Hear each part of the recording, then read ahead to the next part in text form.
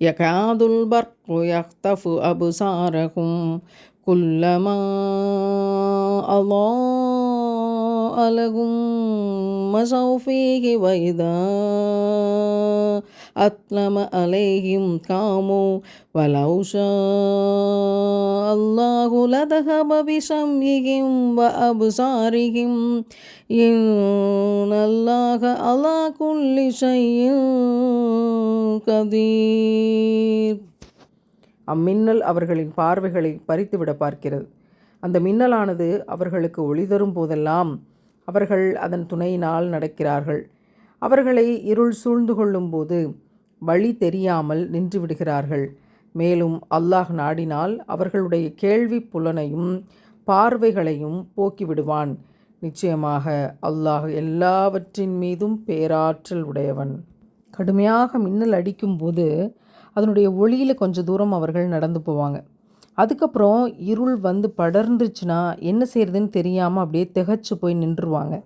இந்த வசனத்தினுடைய இந்த தொடர் இதைத்தான் விவரிக்குது.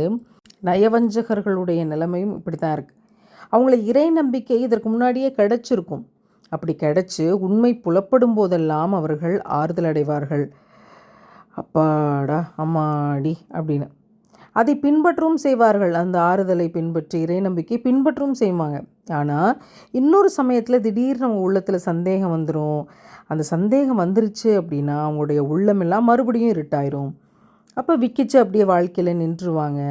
அப்போ மறுபடியும் மாற்றி இறை நம்பிக்கை கொள்வது, அது பிறகு நம்பிக்கை இல்லாமல் போகிறது, நடுவில் சந்தேகப்படுறது, இப்படியே போய்கிட்டு இருக்கும்போது ஒரு நாள் என்ன ஆகுது அப்படிங்கிற மறுமை காட்சி விளக்கப்படுது.